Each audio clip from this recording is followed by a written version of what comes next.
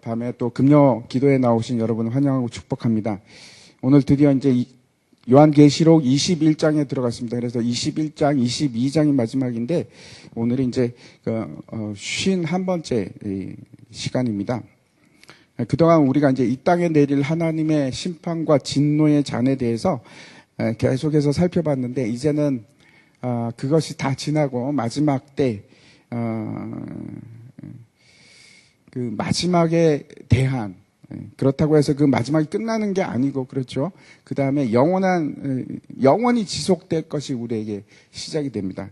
그것에 대해서 말씀을 합니다. 그게 이제 오늘 새 예루살렘 성에 대해서 이제 9절, 8절까지 이제 쭉 되고, 거기서 이제 새 하늘과 새 땅이 무엇인가, 이렇게 이제 말씀을 하고 있습니다.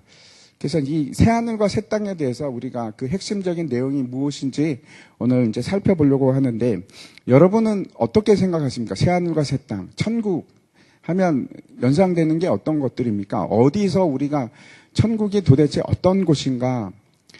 우리가 날개가 막 있어서 날아다닐까요? 천국에 가면? 아니면 어떤 일이 있을까요? 뭐 궁금하지 않습니까? 우리가 장가를 가는가? 거기서는 뭘 먹고 사는가? 그렇죠. 궁금하시죠? 그런데 그런 거에서 제대로 얘기하지 않습니다. 그런 거에 대해서 제대로 얘기하지 않고 굉장히 핵심적인 것을 오늘 세 가지를 말씀을 합니다. 근데 그것이 무엇인지 우리가 분명하게 알았으면 좋겠습니다.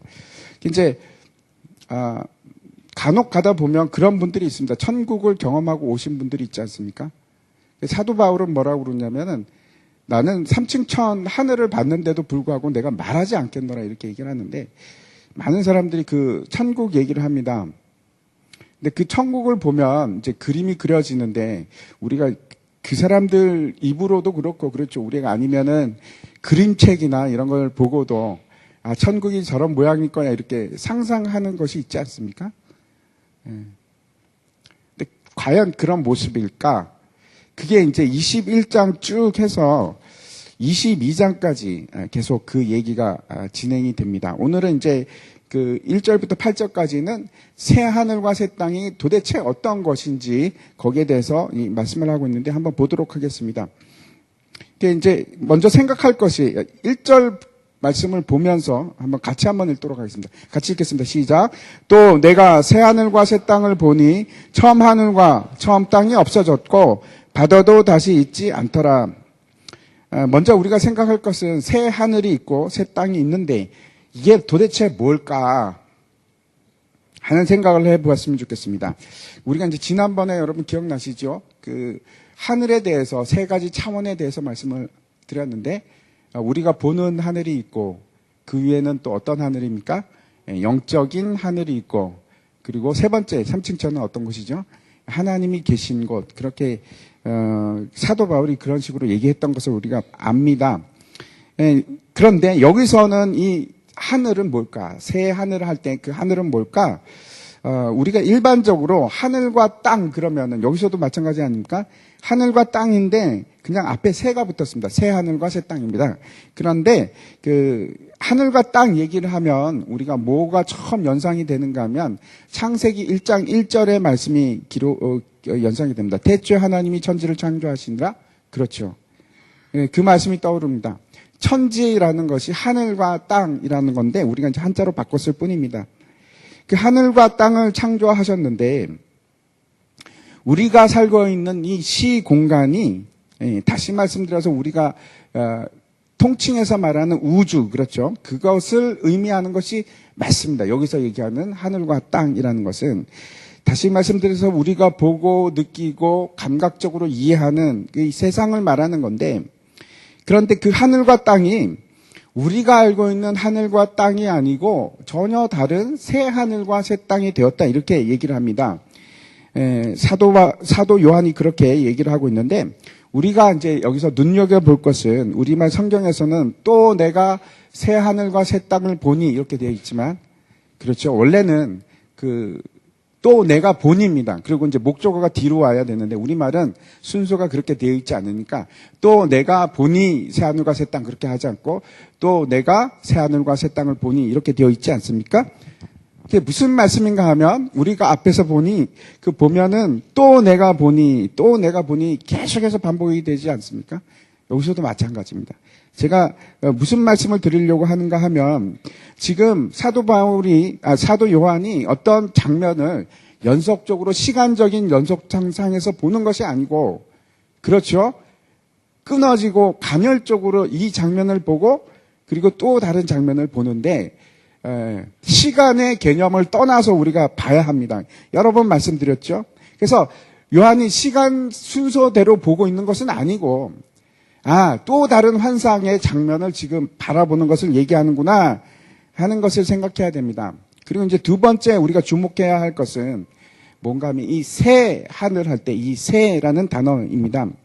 이 새롭다 하는 새라는 단어인데, 분명한 것은 여기서 뭐라고 얘기하는가 하면 새 하늘과 새 땅을 봤는데 그 이유가 뭐라고 합니까? 처음 하늘과 처음 땅이 없어졌기 때문에, 그래서 내가 새 하늘과 새 땅을 본다, 이렇게 지금 얘기하는 겁니다.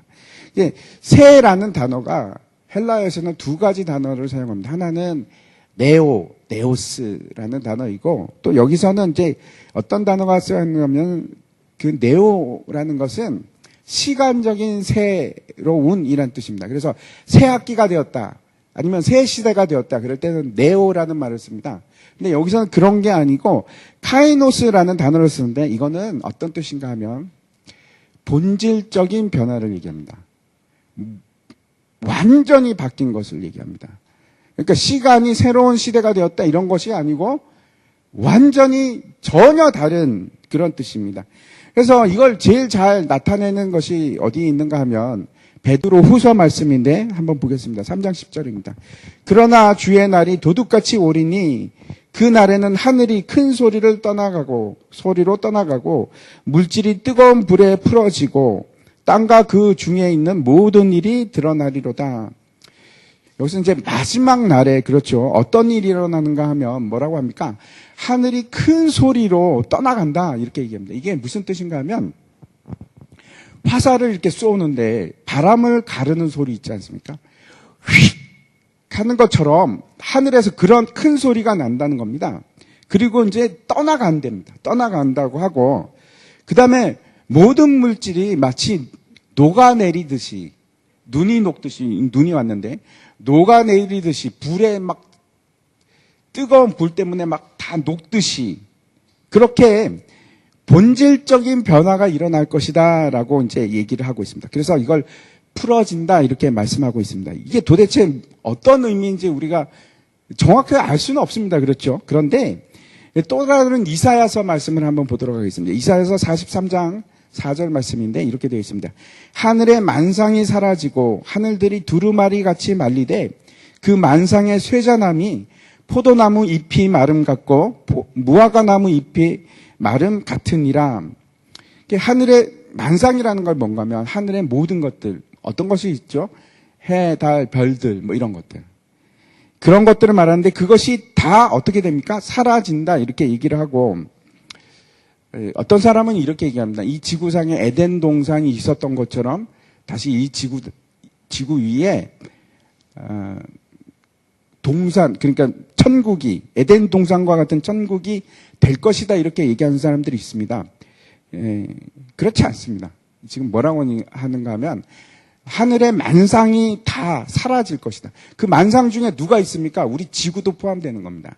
하늘에 있는, 떠 있는 모든 것들, 하늘에 있는 모든 것들이 다 사라지니까 당연히 지구도 사라집니다. 사라지면서 지금 뭐라고 하는가 하면 하늘이 두루마리 같이 말린다, 이렇게 얘기합니다. 이게 두루마리를 쫙 달력 같은 거 막 오랫동안 이렇게 말아놓다가 놔두면 어떻게 합니까? 탁 하면서 다시 이렇게 말려버리지 않습니까?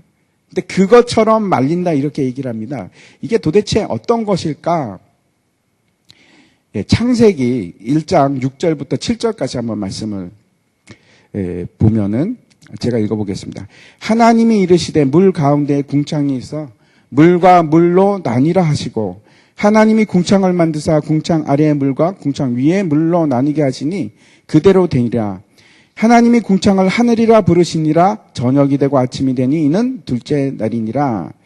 혹시 기억을 하실지 모르겠습니다. 창세기 할 때 제가 말씀을 드렸는데 하나님께서 궁창을 만드시고 그리고 궁창의 아랫물과 그 다음에 궁창 위의 물로 나누셨다 이렇게 말씀합니다. 그리고 그 사이에 있는 걸 뭐라고 합니까?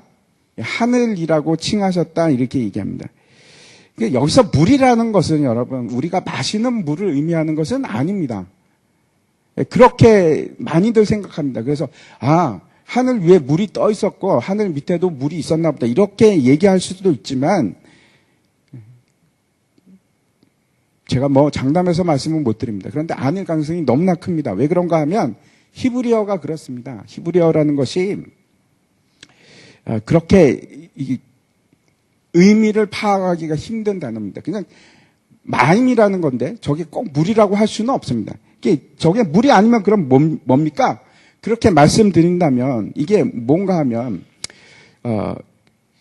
구체화되지 않은 마치 액체와 같이 유동성이 있는 구체화되지 않은 굉장히 기본적인 것 그게 마임입니다. 물질의 기본인데 아직 형상화가 제대로 이루어지지 않은 것들. 그런데 아무튼 지금 하나님께서 뭐라고 하시냐면 그거를 이렇게 위로 나누고 아래로 나눴습니다. 그러면 그 사이에 뭐가 생길까요?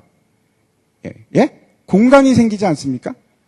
지금 그런 것들이 혼동 상태에 막 이렇게 있다가 그게 나뉘어지면은 그렇죠. 그 사이에 공간이 생깁니다. 스페이스가 생깁니다. 그걸 뭐라고 하느냐? 그게 하늘입니다. 그게 하늘입니다. 그래서 우리가 지금 이 하늘이 두루루 말려서 사라진다는 것은 어떤 건가 하면 우리가 생각하는 그 공간이 다시 말씀드려서 우리가 3차원이다, 4차원이다 하는 그 시공간이 없어져 버린다는 겁니다. 말려서 없어져 버린다는 겁니다. 다시 말씀드려서 우리가 늘 이해하고 알고 있는 우리는 어떻게 이해를 하는가 하면 늘 알고 있는 것에 대입을 해서 하늘 그러면 하늘. 그렇죠. 그렇게 생각할 수 있습니다. 근데 그런 것이 아니고 이 하늘이 사라진다 하는 것은 뭐가 사라지냐면 우리가 존재하고 있는 이 시공간이 마치 종이가 말리듯이 그렇게 이게 말려버린다는 겁니다. 그래서 더 이상 시공간에 얽매여 있는 우리가 아니고 이제는 그 시공간을 벗어난 존재가 된다 그런 뜻입니다. 우리가 보는 이 파란 하늘이 사라지는 것처럼 우리가 여길 수도 있습니다. 그런데 제가 말씀드리는 것은 그것을 넘어서서 우리가 존재하고 있는 이 시공간 자체가 마치 휙 하고 사라지는 것처럼 드르륵 하고 말려 없어지는 것처럼 그렇게 될 것이다 하는 것입니다. 그래서 더 이상 내가 시간과 공간에 얽매여 있는 그런 존재가 아님을 제가 이제 말씀을 드리는 겁니다. 전혀 새로운 차원으로 갈 것이다 라고 말씀드릴 수가 있습니다. 다시 이제 물에 대해서 생각을 해보면 제가 물이라는 것이 꼭 우리가 마시는 물 그것만 물이라고 하지 않습니다. 어떤 겁니까? 아주 기본적인 작은 알갱이와 같은 근본적인 요소인데 여기서 물은 흐르는 것처럼 어떤 고정화된 형체를 가지지 않은 상태를 얘기합니다. 그것을 물이라고 합니다. 통칭. 근데 그것이 이제 형체를 특징 짓기 어려운 것들이 막 모이면서 그게 뭐가 될까요? 물질이 되는 겁니다. 그래서 그 물질이 되는데 이거는 지금 이 말씀을 보면 마치 수직적으로 위와 아래가 나누고 그 가운데에 있다. 이렇게 보이는 것처럼 수직적으로 느껴지는데 꼭 수직적이 아닐 수도 있습니다. 아무튼 그 물이 위로 모이기 시작하고 또 다른 곳에 모이기 시작하면서 자연스럽게 안에 공간이 생겨나고 그 공간을 하늘이라고 한다 이렇게 말씀하시는 거고 그리고 이제 그 다음날 셋째 날에 가면 이제 1장 9절입니다. 그거 한번 보여주십시오. 같이 한번 읽겠습니다. 시작. 하나님이 이르시되 천하의 물이 한 곳으로 모이고 묻이 드러나라 하시니 그대로 되니라. 그래서 그 정형화하지 못한 그 물질의 기본들이 막 모여서 지금 뭘 만들어 합니까? 마른 땅, 물질을 만들어내는 겁니다. 물질을 만들어내고 또 일부는 어떻게 됩니까? 그것들이 모여서 바다가 되고 고체와 액체가 지금 생겨난 겁니다. 그래서 지금 다시 오늘 본문으로 가서 1절을 제가 한번 다시 읽으면 또 내가 새 하늘과 새 땅을 보니 처음 하늘과 처음 땅이 없어졌고 바다도 다시 있지 않더라. 우리가 이제 베드로 후서의 말씀을 우리가 보았듯이 우리가 알고 있는 이 시공간이 사라지고 그리고 우리가 알고 있는 땅과 바다와 같은 이 고체화된 형상들, 물질 세계가 녹아내리는데 그 본질이 바뀌는데 마치 불에 모든 것이 다 풀어지는 것처럼 해체가 되는 거예요. 물질 자체가 해체가 돼서 우리가 알고 있는 이 물질 세계는 다 본질적으로 변화가 돼서 전혀 우리가 알지 못하는 새로운 완전히 새로운 모습으로 바뀐다. 라고 지금 말씀하는 겁니다. 이게 새하늘과 새 땅입니다. 그래서 물론 우리 성경은 우리가 이해하고 알만한 언어로 지금 설명을 하고 있지만 우리가 생각할 수 있는 그 새하늘과 새 땅은 그렇죠. 우리가 지금 만지고 겪고 바라볼 수 있는 것하고는 같다 안 같다? 전혀 다른 겁니다. 완전히 다른 본질적으로 다른 것이 되는 겁니다. 그래서 이제 우리가 천국 얘기를 듣는데 천국에 갔더니 막 뭐 마차가 있고 아니 뭐 하여튼 뭐 집이 있고 그다음에 막 길거리에는 음과 금 보석들이 막 깔려 있고 라고 이해하는 거는 좀 뭔가 이상한 겁니다. 넌센스가 될 수 있습니다. 예를 들어 갖고 이 땅에서 지구상에서 천국이 생길 것이다. 신천지가 과천에 천국이 될 것이다. 그러면 굉장한 넌센스입니다. 사실은 너무나 우스운 얘기가 되는 겁니다. 그리고 또 어떤 사람들이 그렇지 않습니까? 지구를 막 파고 들어가면 거기 지옥이 있을 것이다. 아닙니다. 그렇지 않습니다. 우리가 갈 새하늘과 새 땅은 우리가 살고 있는 이 차원이 아닙니다. 전혀 다른 차원에 속한 사람들이 되는 겁니다.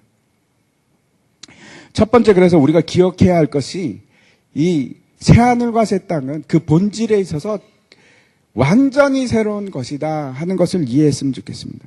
그 형체에 있어서도 전혀 새로운 것들. 그래서 우리가 알고 있는 그 어떤 것으로 얘기할 수 없는 것입니다. 모르니까. 우리가 모르니까. 원래 이 땅에 있던 것은 단 하나도 그렇죠. 영원한 것이 없었습니다. 근데 이제는 뭐 어떻게 되는가 하면 새롭게 창조된 새하늘과 새 땅에서는 모든 것이 다 영원한 것이 됩니다. 영원에 속한 것이 됩니다. 무슨 말입니까? 시간의 관여를 받지 않습니다. 시간을 넘어서는 존재가 되는 겁니다. 이사야서 66장 22절에 이렇게 되어 있습니다. 같이 한번 읽겠습니다. 시작. 내가 지을 새 하늘과 새 땅이 내 앞에 항상 있는 것 같이 너희 자손과 너희 이름이 항상 있으리라 여호와의 말이니라. 이제는 어디에 속한 자가 되는가 하면 영원에 속한 자가 되는 겁니다. 새 하늘과 새 땅은 하나님 앞에 항상 존재하는 것이다 라고 얘기하는 거. 일시적이고 순간적인 것은 이제 끝납니다. 없습니다. 그런 건 없습니다. 늘 항상 존재하는 상태가 되는 겁니다. 이제는 영원한 것으로 새로움을 얻게 되고 그렇게 살아가는 겁니다. 많은 사람들이 이런 생각을 합니다. 우리가 조금씩 변해가면 그러면 이 세상은 언젠가는 좋은 세상에 올 거야. 멋지고 아름다운 세상에 올 거야. 과학과 기술이 발달하면 그러면 모든 것이 좀 더 나아지겠지. 우리가 넉넉한 삶이 되면 뭔가 좀 나아지겠지. 세상은 편안한 세상이 될 거야. 라고들 얘기를 합니다. 근데 그건 성경이 얘기하는 바가 아닙니다. 성경이 그런 걸 얘기하지 않습니다. 그래서 세상은 발전하고 점점 교정이 되어가고 점점 더 올바래지고 나아지는 것이 아니고 그래서 완성되는 것이 아니고 악화됩니다. 특별히 어느 쪽으로 악화되느냐? 영적으로 점점 악화됩니다. 제가 최근에 이제 본 책 중에 이런 책이 있습니다. 영혼을 잠식하는 7가지 사상이라는 책이 있는데 안토니 셀바지오라는 분이 쓴 책입니다. 제가 이제 저 책을 보면서 야 정말 그렇구나 하는 공감이 가는 부분이 참 많았습니다. 그 중에 하나가 우리를 무너뜨리는 것 중에 하나가 이제 이분이 첫 번째 얘기하는 것이 뭔가 하면은 테크노폴리라는 겁니다. 두 번째는 네오필리아라고 이제 이름을 붙였는데 테크노폴리라는 것이 뭔가 하면 기술에 열광하는 그런 걸 얘기를 합니다. 저도 이제 굉장히 호기심이 많은 사람 중에 하나입니다. 그래서 신기술이 나오면 그게 뭔지 막 궁금해하고 뭐 알기를 원하고 갖고 싶어하고 그런 사람 중에 하나입니다. 근데 이 사람들이 새로운 휴대폰이 나오면은 그러죠. 막 가지려고 그러지 않습니까? 열광하기도 하고.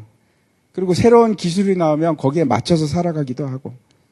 그런데 사실 이 신기술이라는 것이 어쩌면은 우리를 허물어뜨리는 결정적인 것들 중에 하나인지도 모르겠습니다. 박연아 목사님 계실 때 차에다가 하이패스를 못 달게 하셨습니다. 못 달게 한 이유가 여러분 아시죠? 표 받는 사람이 일자리를 생각해서라도 우리는 그냥 돈으로 내야 된다 이렇게 말씀을 하시곤 했는데 사실 굉장히 의미 있는 얘기 중에 하나입니다.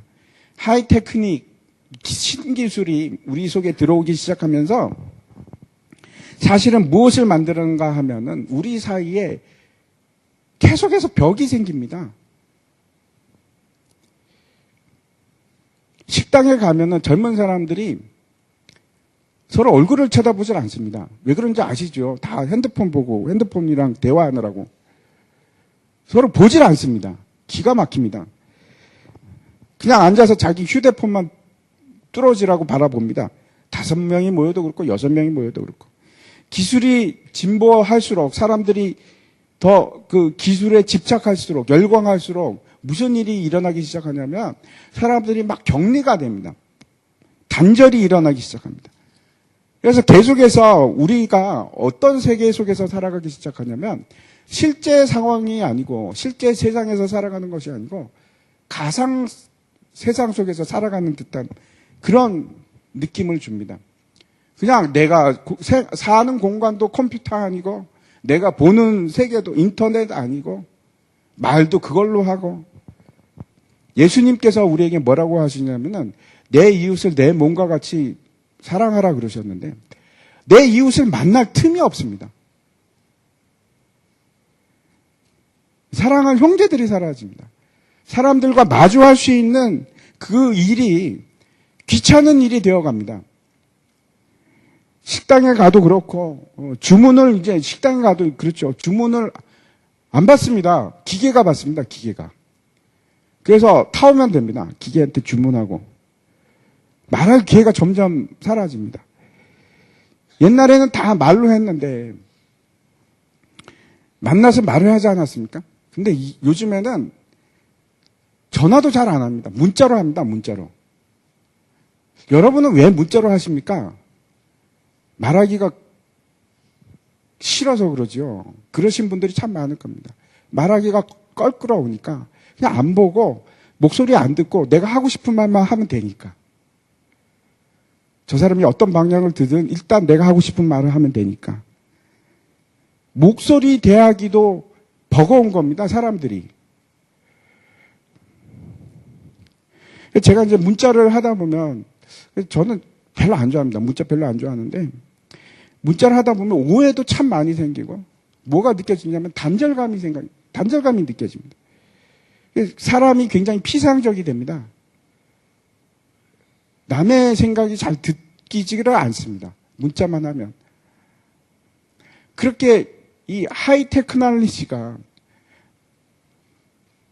테크노폴리라는 것이 우리를 그렇게 단절 속으로 몰아가고 있고 사람들을 격리를 시킵니다. 그리고 환상 속에서만 살아가게끔 합니다. 실체 속에서 살아가는 것이 아니에요. 두 번째 이분이 얘기하는 것이 네오필리아라는 것인데 이게 뭔가 하면 네오라는 게 아까도 말씀을 드렸지만 새 그런 것입니다. 새로운 거, 뉴. 사람들이 뭐든지 새로운 것을 좋아합니다. 저도 그렇고. 헌 것보다 새 것이 좋지 않습니까? 근데 뭐로 바뀌기 시작하냐면 새로운 것이 진리가 됩니다. 갤럭시 8보다는 갤럭시 9이 진리가 되는 겁니다. 이런 말을 자주 듣습니다. 말을 하면 그건 구시대적인 발상이고 지금은 변했어 라는 말을 우리가 흔히 듣고 말하기도 하지 않습니까? 근데 중요한 것은 그겁니다. 진리라는 것은 절대로 바뀌지 않습니다. 절대로 안 바뀝니다. 근데 이제는 어떻게 생각하기 시작하냐면 진리도 바뀐다고 생각합니다. 진리도. 새로운 것에 열광하는 시대가 되어버렸습니다. 새로운 것을 사랑하는 겁니다. 뭐든지.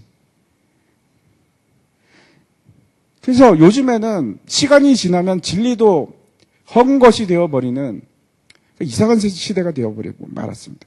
물론 새 차가 좋죠. 새 차가 좋고 새 핸드폰이 좋고 새로운 사상이라고 꼭 좋은 것은 아닙니다. 새로운 진리라는 게 있을까요? 성경에서 뭐라 그러면 해 아래 새로운 것이 없다고 얘기를 합니다. 우리가 지켜야 할 것이 있는데 진리입니다. 진리. 진리는 변하지 않는 것을 진리라고 하지 않습니까? 그 외에도 이분이 얘기하는 것이 평등에 대해서. 평등이 정말 맞는 말일까? 상대주의에 대해서, 소비에 대해서 이런 얘기를 합니다.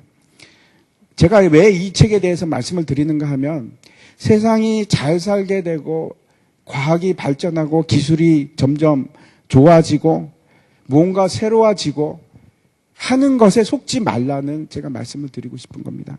그렇다고 해서 그것들이 결코 우리를 새롭게 만들거나 우리를 더 나아지게 만들거나 그렇게 하지는 않습니다. 특별히 이런 것들을 통해서 우리는 어떻게 되어가기 시작하냐면 영적으로 점점 더 무뎌지고 둔감해지고 그렇게 되어갈 수 있고 그래서 세상은 어두움, 밝은 면으로 가는 것처럼 보이지만 실상은 외톨이가 되고 단절이 되고 악한 영의 지배하에 있고 우울증이 판을 치고 세상은 밝은 것처럼 보이는데 실상은 전혀 그렇지 않은 영적으로 암흑 속으로 들어가는 그런 상황에 있다고 제가 말씀을 드리려고 이 얘기를 했습니다. 그래서 심판과 종말은 결국 이 땅이 변해서 좋아지고 수정이 되고 점점 나아지고 하는 것을 말하지 않습니다. 성경은. 반드시 어떻게 돼야 되냐면 옛 것은 새롭게 창조되는 것 외에는 아무런 방법이 없습니다. 모든 물질 세계도 마찬가지입니다. 피조 세계도 마찬가지입니다. 그래서 로마서 8장에 이렇게 얘기합니다. 피조물이 다 이제까지 함께 탄식하며 함께 고통을 겪고 있는 것을 우리가 아느니라. 그뿐 아니라 또한 우리 곧 성령의 처음 익은 열매를 받은 우리까지도 속으로 탄식하며 양자될 것 곧 우리 몸의 속량을 기다리느니라. 지금 사도 바울이 뭐라고 하는가 하면 우리뿐만 아니고 피조물도 지금 뭘 하고 있는가 하면 다 탄식 가운데 있다. 이렇게 말씀하고 있습니다. 우리도 우리 몸의 속량을 기다리고 있고 여기서 이제 성령의 처음 익은 열매는 누구를 얘기합니까? 예수 그리스도입니다. 예수 그리스도께서 그 부활하심으로 그 몸에 부활체를 입었던 거와 같이 그걸 지금 여기서 뭐라고 하냐면 속량. 우리도 우리의 몸의 옛 것을 완전히 벗어버리고 새로운 몸을 입기를, 속량함을 얻기를 지금 탄식하면서 기다린다. 이렇게 말씀하고 있습니다. 세상은 아름답다. 세상은 살만한 곳이야. 그리고 사람들은 좋은 장면을 보여주고 감동적인 장면을 보여줄지 모르지만 사실은 그 이면에는 실제로는 모든 피조물은 사실은 영적으로 탄식하고 있습니다.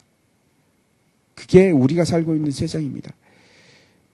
죄로부터 오염이 됐기 때문에 그렇습니다. 하지만 이것이 세상이 만약에 아름답고 신뢰할 만한 곳이라고 한다면 여러분 그렇게 믿고 살아간다면 또다시 여러분은 실망하실 겁니다. 또다시 낭망하실 겁니다. 그렇지 않습니다. 우리가 이 땅에서 하나님의 사람으로 최선을 다해서 열심히 사는 것이 맞습니다. 그렇지만 우리가 바라는 것은 이 땅이 아닙니다. 우리가 마음을 사로잡고 있는 것, 우리의 마음을 사로잡고 있는 것은 이 땅이 돼서는 안 됩니다. 우리는 탄식하면서 참고 인내하지만 우리가 바라는 것은 어딘가 하면 새하늘과 새 땅입니다. 두 번째 2절 한번 보시기 바랍니다. 2절 같이 한번 읽겠습니다. 시작. 또 내가 봄에 거룩한 성 새 예루살렘이 하나님께로부터 하늘에서 내려오니 그 준비한 것이 신부가 남편을 위하여 단장한 것 같더라.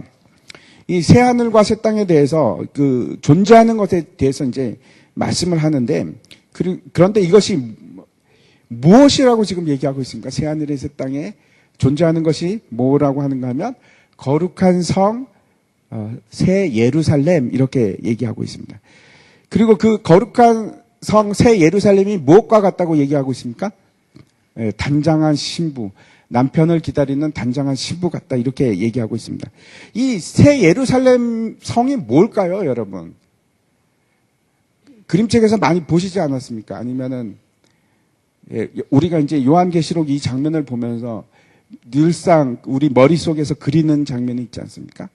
근데 진짜 그게 뭘까요? 이 새 예루살렘 성이라는 것이. 이사야서 52장 한번 보도록 하겠습니다. 52장 1절과 2절에 보면 이렇게 되어 있습니다. 시온여 깰지어다 내 힘을 낼지어다 거룩한 성 예루살렘이여 내 아름다운 옷을 입을지어다 이제부터 할례받지 아니한 자와 부정한 자가 다시는 내게로 들어옴이 없을 것임이라. 너는 티끌을 털어버릴지어다 예루살렘이여 일어나 앉을지어다 사로잡힌 땅 시온이여 내 목의 줄을 스스로 풀지어다. 이 시온이라는 것이 예루살렘을 칭하는 이름인데 그런데 이 시온을 지금 뭐라고 부르냐면 거룩한 성 예루살렘 이렇게 부릅니다. 그런데 이것을 무엇으로 말하는지 우리가 저 본문을 읽다 보면은 그렇죠. 문맥 속에서 야 저거는 그렇지 티끌이 없는 자 자유케 된 자, 그런 자들이 모이는 곳, 이렇게 생각을 하게 됩니다. 그렇죠? 그러면 여러분 이제 감이 잡히시기 시작합니까? 이 예루살렘 성이 무엇을 의미하는지 이해가 가십니까? 예, 우리가 19장에서도 보았듯이 이 새 예루살렘 성이라는 것은 신랑 대신 그리스도를 기다리는 신부입니다. 정결한 신부. 거룩한 신부. 그게 새 예루살렘입니다. 그게 새 예루살렘 성입니다. 이 새 예루살렘 성에 대해서 21장 10절 이후에 아주 자세하게 기록을 하고 있는데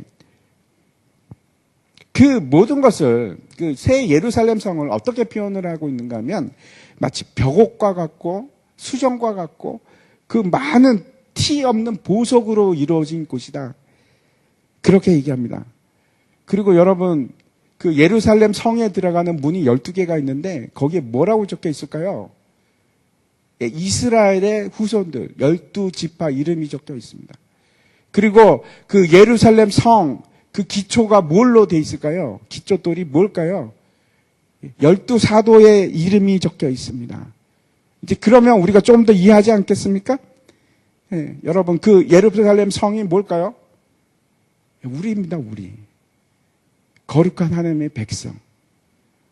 이스라엘 자손들과 신약의 그 사도들로 이루어진 거룩한 교회. 그게 예루살렘 성입니다. 다시 말씀드려서 흰옷을 입은 하나님의 백성들. 티도 없고 전혀 흠도 없는. 그래서 여러분 한번 생각해 보시기 바랍니다. 그 천국에 다녀온 사람들이 천국 얘기를 하면은 그 성의 휘황찬란한 것 많이 얘기하지 않습니까? 금은 보석 얘기도 많이 하고. 뭐 진짜 그럴 수도 있습니다. 그런데 여러분 제가 다시 한번 말씀드리지만 요한계시록은 묵시문학입니다. 묵시문학. 묵시문학의 큰 특징 중에 하나가 상징을 이용하고 환상을 많이 이야기하는 겁니다. 환상을 얘기하는 겁니다. 그래서 진짜 보석이라는 것이 도대체 뭘 의미를 할까요?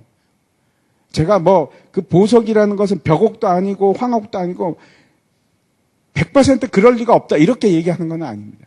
근데 이 보석을 통해서 그렇죠. 하나님께서 우리에게 얘기하는 게 뭘까요? 세상에서 가장 귀하고 세상에서 가장 아름다운 것, 그걸 보석이라고 표현하지 않겠습니까? 근데 그게 누구라고 지금 얘기하는 겁니까? 저와 여러분이 하나님에게 있어서 가장 아름답고 가장 귀한 보석들이라고 얘기를 하는 겁니다. 그것이 남편을 기다리는 단장한 신부의 모습이고, 그것이 바로 흰 옷을 입은 거룩한 백성의 모습입니다. 근데 그게 누구라고요? 우리입니다, 우리. 새 예루살렘 성은 지금 건물을 얘기하는 것이 아니고 바로 우리가 새 예루살렘 성입니다. 새 하늘과 새 땅에 지금 누가 있다고 얘기를 하는가 하면 그 하나님으로부터 하늘에서 내려오는 준비된 것이 있는데 신부가 단장한 것과 같은 하나님의 거룩한 교회입니다. 이스라엘 백성들의 성전에 보면은 제사장이 있지 않습니까? 그 제사장의 복장에 보면은 12개의 보석을 답니다. 그 보석이 21장에 보면 다 나옵니다. 19절부터 시작해갖고 20절, 이게 제가 한번 읽어드리면, 기초석은 각색 보석으로 꾸몄는데, 첫째 기초석은 벽옥이요, 둘째는 남보석이요, 셋째는 옥수요, 넷째는 녹보석이요, 홍만호요, 이렇게 충당합니다. 그 보석들이 저기에 달려 있습니다. 근데 저 12개의 보석이 뭘 의미할까요? 예, 왜 저걸 달고 있을까요? 제사장이. 이스라엘 백성들입니다. 이스라엘 백성들. 하나님께서 그렇게 귀하게 여기시고 보석으로 여기시는 그 이스라엘 백성을 제사장이 자기 가슴에 달고 자기가 책임지고 그 거룩한 백성을 만들기 위해서 제사를 지내는 그 직분이 바로 제사장입니다. 저 보석들이 이스라엘 백성들입니다. 근데 새 예루살렘 성이 무엇으로 지어졌나? 저 보석들로 지어진 겁니다.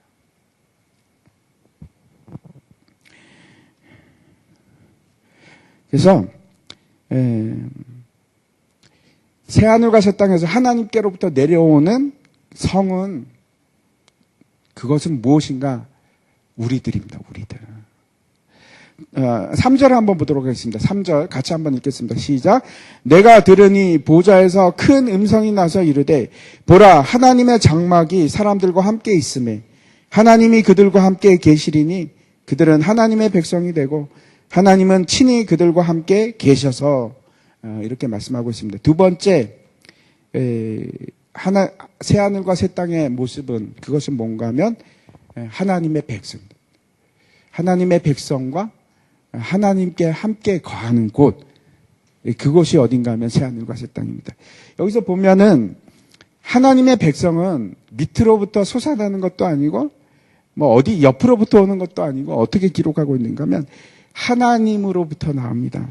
우리의 생각이나 우리의 뜻으로부터 하나님의 백성이 나오는 것이 아니고 모든 것이 하나님으로부터 시작합니다. 하나님께서 택하시고 하나님께서 부르시고 결국은 하나님께서 속량하시고 그리고 하나님께서 거룩하게 만드시는 것. 그 모든 것이 하나님께서 하시는 겁니다. 그리고 그 사람들이 누군가? 저와 여러분입니다.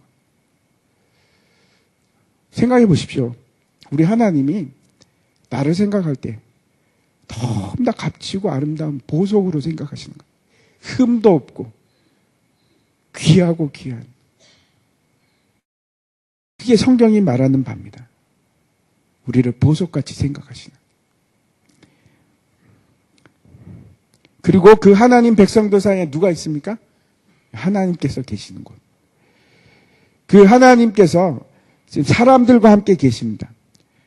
에스겔서에 보면 제일 마지막 구절이 뭔가 하면 새 예루살렘에 대해서 얘기하는데, 그것은 이제 뭐라고 하는지 에스겔서에서 이렇게 되어 있습니다.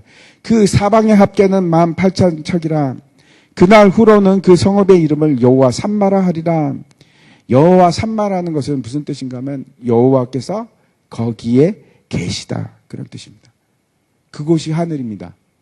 새 하늘과 새 땅은 어떤 곳인가 하면 우리 중에 하나님께서 항상 같이 있는 것.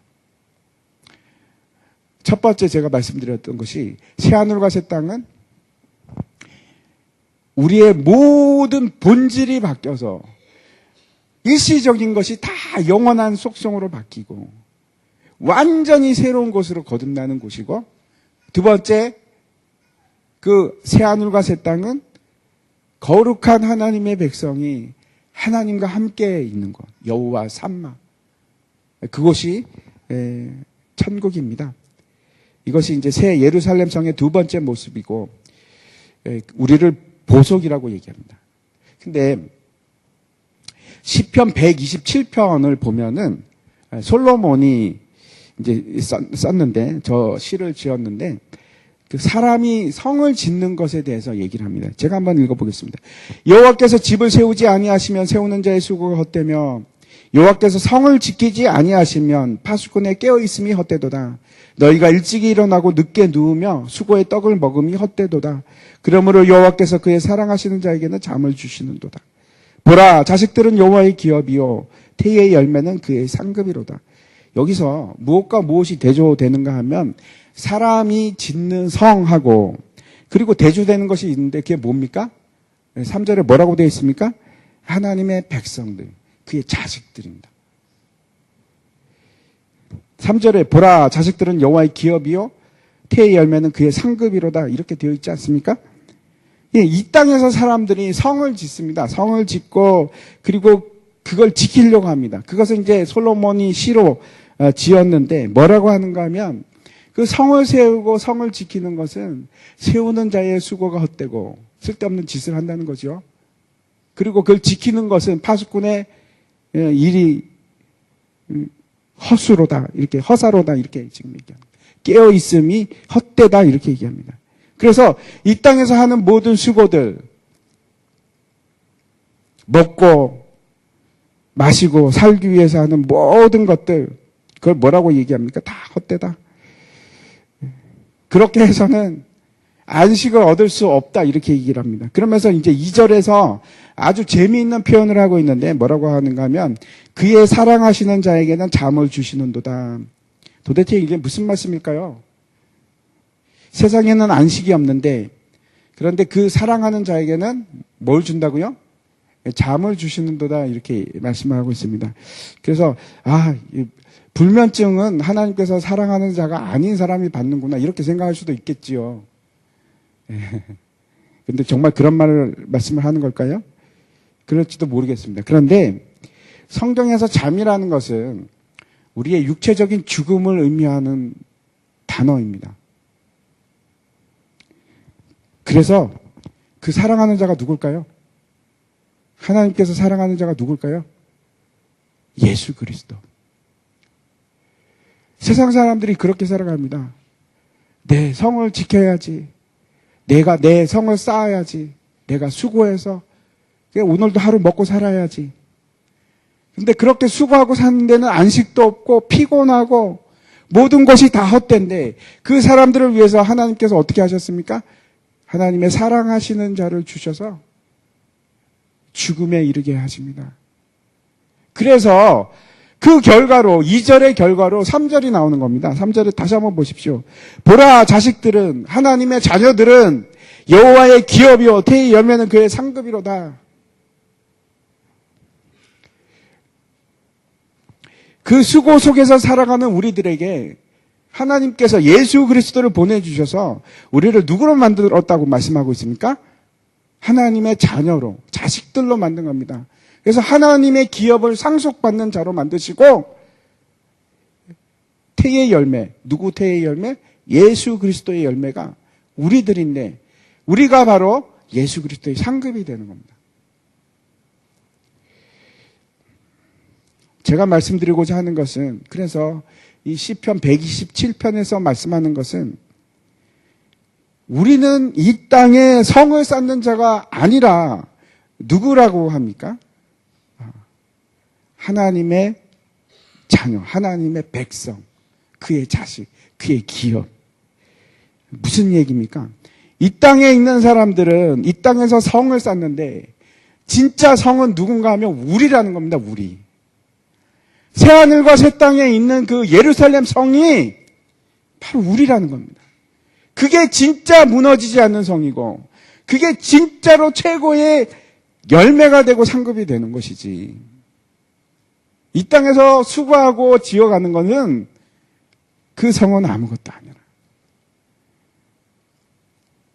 이해하시기 바랍니다. 우리가 뭐라고요? 예루살렘 성이라는 거예요. 하나님의 백성들이.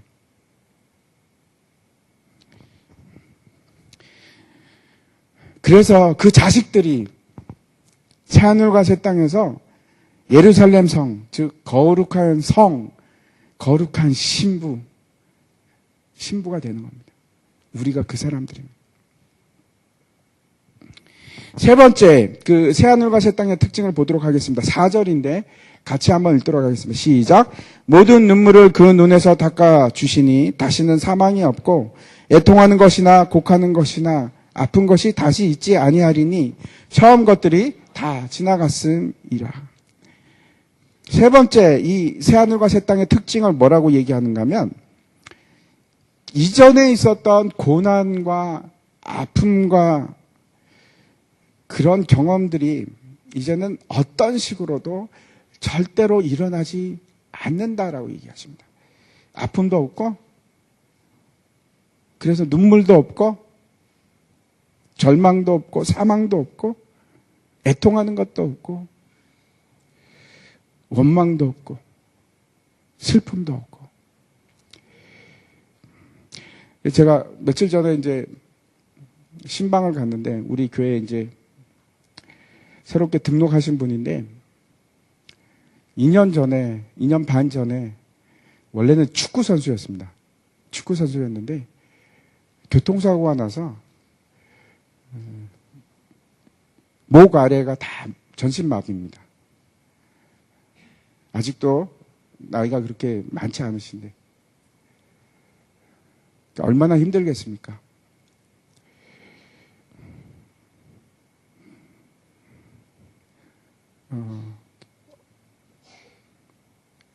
어떤 소망을 가지고 살아갈까요? 집사님은. 근데 성경에서 얘기하는 것은 그 새하늘과 새 땅에서는 그 아픔도 없고 그런 원망도 없고 힘듦도 없고 눈물도 없고. 이사야서 다시 한번 보도록 하겠습니다. 35장 10절에 이렇게 말씀합니다. 여호와의 속량함을 받은 자들이 돌아오되 노래하며 시온에 이르러 그들의 머리 위에 영영하는 희락을 띠고 기쁨과 즐거움을 얻으리니 슬픔과 탄식이 사라지리로다. 슬픔과 탄식이 없는 곳입니다. 또 어떻게 얘기하는가 하면 65장, 이사야서 65장 17절에 보면 보라 내가 새 하늘과 새 땅을 창조하리니 이전 것은 기억되거나 마음에 생각나지 아니할 것이다. 이제는 그 아팠던 안 좋았던 그 모든 기억이 다 기억나지 않을 것이다. 그래서 오늘 계시록 22장 3절과 5절을 보면 한번 같이 한번 읽겠습니다. 시작. 다시 저주가 없으며 하나님과 그 어린 양의 보좌가 그 가운데 있으리니 그의 종들이 그를 섬기며 다시 밤이 없겠고 등불과 햇빛이 쓸데없으니 이는 주 하나님이 그들에게 빛이심이라. 그들이 세세토록 왕 노릇하리로다. 새하늘과 새 땅이 오면은 더 이상은 저주가 없습니다. 저주도 없고 더 이상 뭐가 없는가 하면 밤이 없습니다. 어둠이 없습니다. 하나님께서 천지를 창조하실 때 빛과 어둠을 창조하셨고 밤이 오고 아침이 되는 것이 반복하도록 만드셨습니다. 근데 더 이상 이제는 밤이 없습니다. 어둠이 없습니다. 빛밖에 없습니다. 영원한 빛이 누구십니까? 하나님이. 하나님의 우리의 영원한 빛이 되어서 그 빛 가운데 살아가는 겁니다. 그게 천국입니다. 오늘 우리가 천국, 새하늘과 새 땅, 우리가 얘기하는 그 천국이 어떤 것인지 그 본질적으로 가장 중요한 세 개를 우리가 살펴봤습니다. 그것은 우리가 생각하는 이것도 저것도 그런 것도 아니고 완전히 본질적으로 새로운 것입니다. 여러분이 생각하는 그런 것이 아닙니다.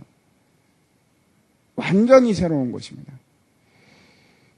이 본질적으로 새롭다는 것은 그 피조 세계의 모든 것만을 얘기하는 것이 아니고 그 곳에 거할 우리들도 마찬가지입니다. 우리도 완전히 속량이 되어서 더 이상 탄식하지 않습니다. 더 이상 넘어지지도 않고, 더 이상 죄 속에서 씨름하지도 않고, 그것 때문에 고민하지도 않고, 탄식하지도 않고. 그래서 새로운 거룩한 하나님의 백성이 되는 그곳이 바로 천국입니다. 그 새하늘과 새 땅이 어떤 곳이고, 우리가 생각하고 있는, 맞습니다. 그 멋지고 찬란하고 영광스러운 새 예루살렘 성인데, 근데 그게 누구라고요? 우리입니다, 우리. 그 보석들이 누구라고요? 우리입니다. 옆에 있는 사람이 보석같이 보이십니까? 지금 보일 리가 없지 않습니까? 근데 우리가 본질적으로 다 바뀌어버립니다. 보석 같은 존재가 될 겁니다. 여기 계신 한 사람도 빠짐없이 그렇게 됐으면 좋겠습니다.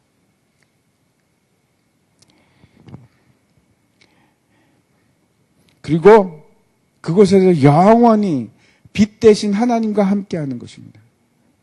이게 세 번째, 그렇죠. 세 번째가 천국은 어떤 곳인가? 더 이상 수고도 없고, 고통도 없고, 괴로움도 없고, 아픔도 없고, 사망도 없고.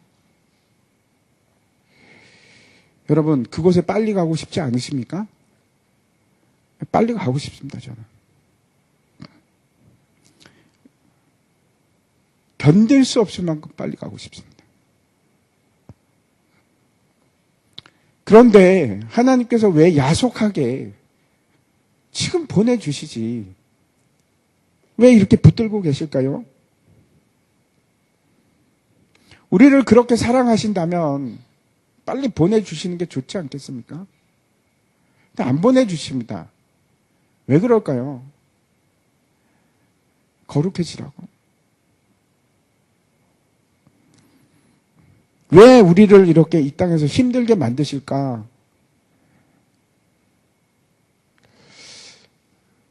제가 다시 여러분 한번 생각해 보십시오. 나에게 괴로움이 없다. 그리스도인이 맞을까요? 아닙니다. 모든 그리스도인들은 고난과 힘듦과 아픔 속에서 그걸 극복해 나가는 사람이 그리스도인입니다.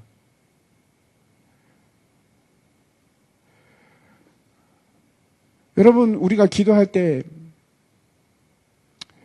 계속 원하는 것이 하나님 형통하게 해주시고 잘 되게 해주십시오. 우리 마음은 그렇습니다. 그러고 싶습니다. 근데 하나님께서는 끊임없이 우리에게 뭘 요구하시냐면 그걸 통과하게끔 하시는 겁니다. 그래서 병에 걸립니다. 예수 믿으면 병에 안 걸립니까? 병에 걸립니다. 대상포진도 걸리고 암도 걸립니다. 필요하니까 주시는 겁니다. 경제적인 고통이 없습니까? 예수 믿는 사람은? 필요합니다.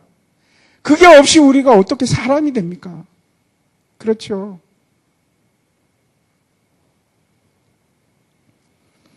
때로는 우리를 우울 속으로 힘들지 않습니까? 많은 사람들이 우울증에 걸립니다. 어떻게 해야 될지는 모르겠습니다.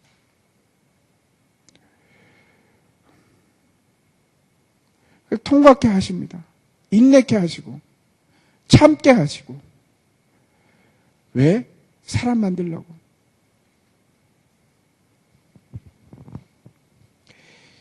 그래서 우리를 변화시켜서 다시는 실패하지 않도록 보석과 같은 존재를 만드시기 위해서 우리는 그 과정에 지금 걸어가고 있는 겁니다. 그런데 그 가운데 우리에게 하나님께서 주시는 은혜가 뭔가 하면 그 속에서 힘들고 어려운 과정 속에서 하나님께서 마치 요한이 그 심한 심판과 환난으로 목격하는 중에서도 잠깐씩 그 하늘을 바라봤던 것처럼 우리에게 순간순간 천국을 경험하게 하십니다. 그래서 우리에게 그 고통과 핍박과 어려운 상황이 있을지라도 이겨내게 하시는 겁니다. 그게 우리에게 얼마나 큰 은혜가 되는지 모릅니다. 천국의 실체를 우리가 살아가면서 경험하게 하는 겁니다. 내 옆에 있는 사람을 통해서 또 어떤 상황을 통해서 사랑을 맛보게 하시고 하나님이 살아계신 것을 보여주시고 그래서 내 사랑하는 아들아, 내 사랑하는 딸아, 이게 천국이야. 그렇게 보여주시는 겁니다. 우리가 그걸 맛보고 아 그래 맞아. 나는 천국이 뭔가 알 것 같아. 그리고 또 일어나게 하고 또 참게 하고 또 통과하게끔 하고 그래서 제가 말씀드립니다. 이 어려운 중에 있어도 우리는 반드시 어떤 은혜가 있는가 하면 천국을 경험하면서 살아갈 수가 있습니다. 천국을 경험할 수 있습니다. 그래서 실체인 것을 깨닫게 하십니다. 하나님께서.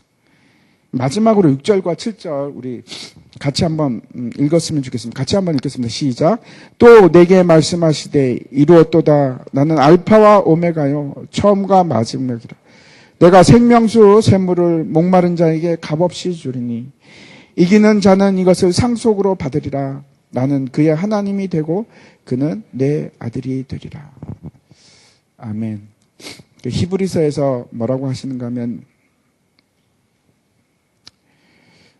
이 나라, 새하늘과 새 땅을 과거형으로 얘기합니다. 우리가 이미 받았다. 확신하십시오. 우리는 이미 받았고 그래서 뭐라고 하는가 하면 흔들리지 말고 은혜를 받자. 은혜 가운데 살아가자. 라고 얘기합니다. 우리 찬송 하나 같이 했으면 좋겠습니다. 나 가나안 땅 귀한 성에 들어가려고.